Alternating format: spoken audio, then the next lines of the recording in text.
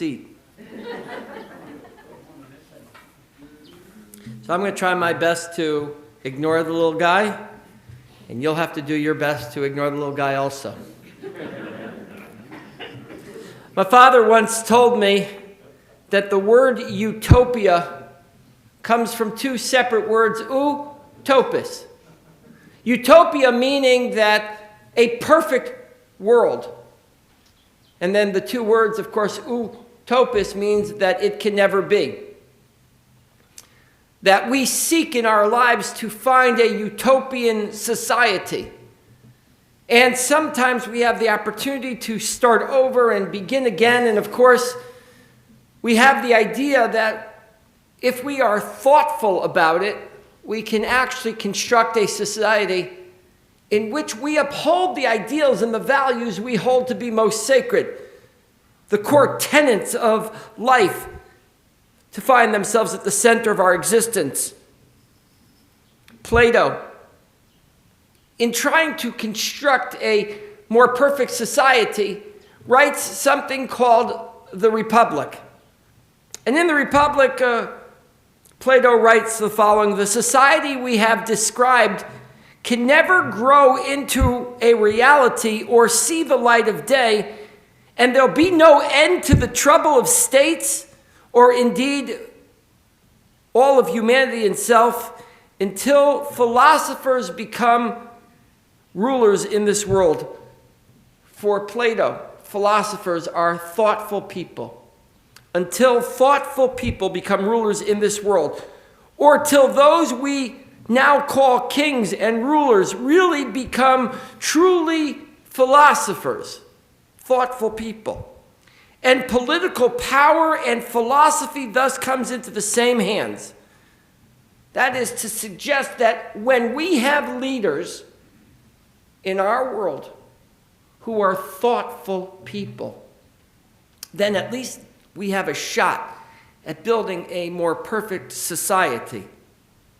The United States Declaration of Independence, Thomas Jefferson declares that all men are created equal and that they are endowed by their Creator with certain unalienable rights. When all people are considered equal, then we will have a foundational core tenet that will create a better world, a better society. You see, what Plato and the founding fathers were doing is exactly what we are doing here in this morning's Parsha. We're laying out the groundwork, the foundation for a more perfect world. The Jewish people, having left Egypt on their way to the Holy Land, envision for themselves through the language of God that when we arrive in the land of Israel, we can build a more perfect world. We can build a society based on the values that we hold to be most important. Thomas Jefferson, the founding fathers, having left Britain under horrific conditions, sought a more perfect world in which all people were created equal, in which everybody had the same rights and privileges. And then we have this week's Parsha that seeks to do the same thing. The problem both with the Republic and with the United States in its founding documents is it never actually addresses the reality of what does it mean to be equal. There are going to be moments in society where an imbalance comes to be. There's no question about it. There will be people who will rise to wealth and some who will fall into poverty.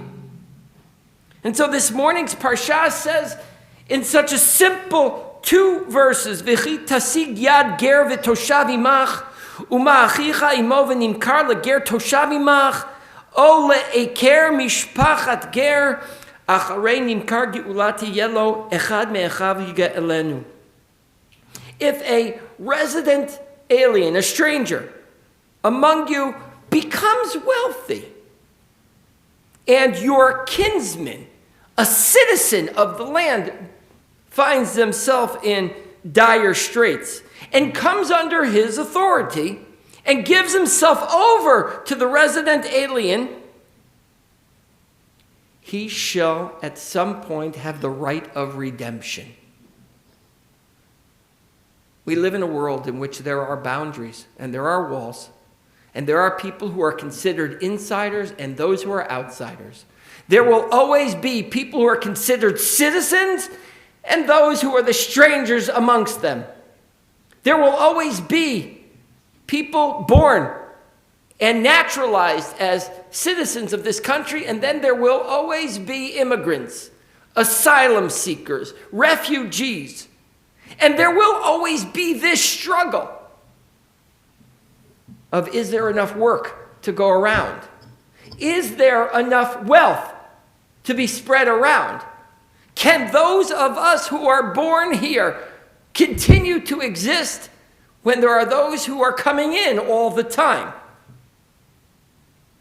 Rashi says most simply, "V'chi tasig yad ger v'toshav imach, umi garam lo sheyashir daboku imach."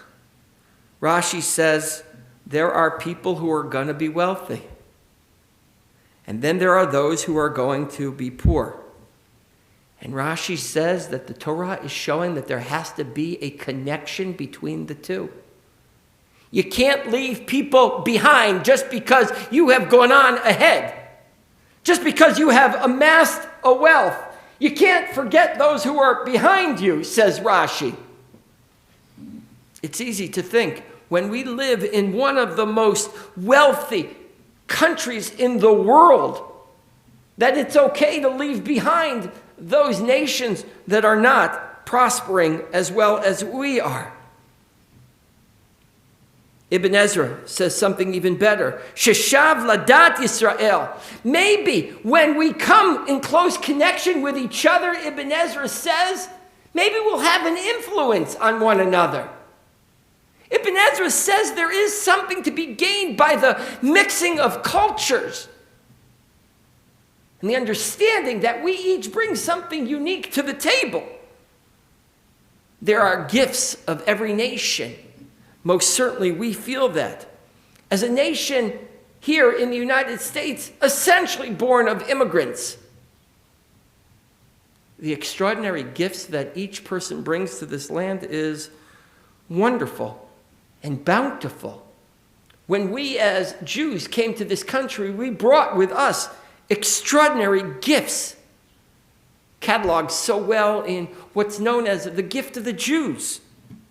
And so Ibn Ezra's comment is so powerful, but finally the Midrash says something even more beautiful.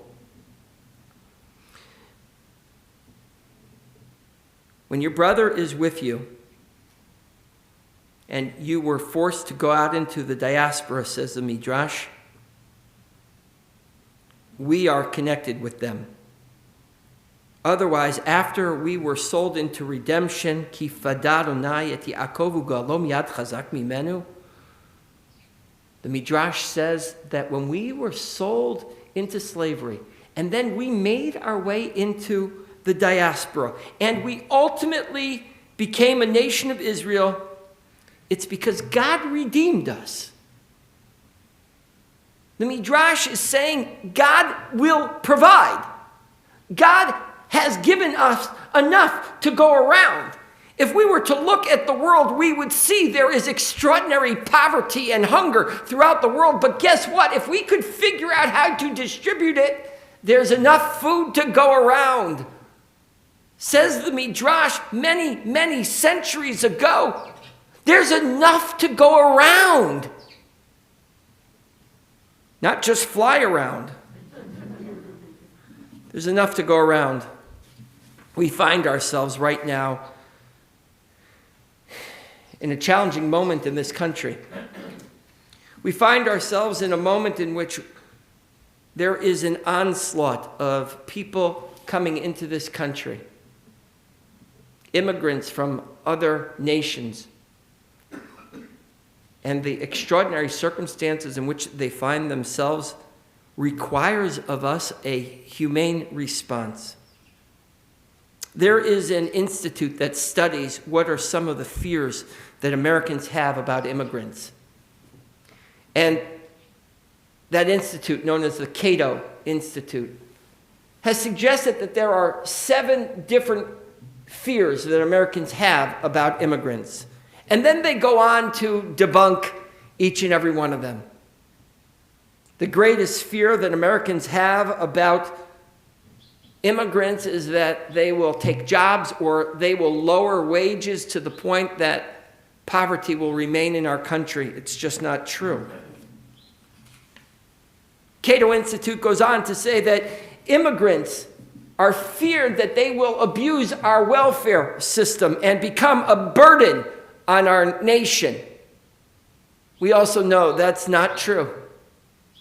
And we could go through each and every one of them, but the truth is, in our core, we have fear of the other. We have fear of the other in almost every aspect of our society. But says Rashi, says Ibn Ezra, says the Midrash, don't be afraid, you were an immigrant once yourself. God will provide enough for everybody. There's enough to go around. The exercise of the Jews in the desert is reminiscent of Plato's Republic and the founding of our nation. It's easy for us to become afraid, as the Jewish people were during the desert, because they were ambushed every step of the way. So let's be clear. There have to be rules. There has to be law. It's the way we find security in our world. But those laws must be humane and kind. Plato concludes in the Republic, the heaviest penalty for declining to rule is to be ruled by someone inferior to yourself. We need to find a way in this country and at this time to create laws and rules and pathways so that those who need a new home, who want a better life, can do so under the rule of law and with a pathway that's clear. I know you don't like when I talk politics, but this is as much about how we learn to get along with each other as it is about immigration. We're so good at demonizing other people that we have to learn a greater kindness. This morning I read a prayer as we stood in front of the ark with the curtains open that said we need to stop for a moment and appreciate where we are now. I know we continuously look towards a future that's better, a post-COVID era. But let's stop for a moment while we are stuck in this cycle of pandemic and ask ourselves the question, what have we learned? We've learned, most importantly, that we need each other. We can't survive on our own. That community is important, and who we let in is equally as important. I pray that this moment teaches us a greater kindness, a greater love for one another, a greater understanding of the humanity in each and every one of us. And I pray that that happens b'mehera b'yameinu, speedily in our day. And let us say amen. Amen. We continue with Musaf, page 184. It's introduced by the Chatzi Kaddish. Please rise.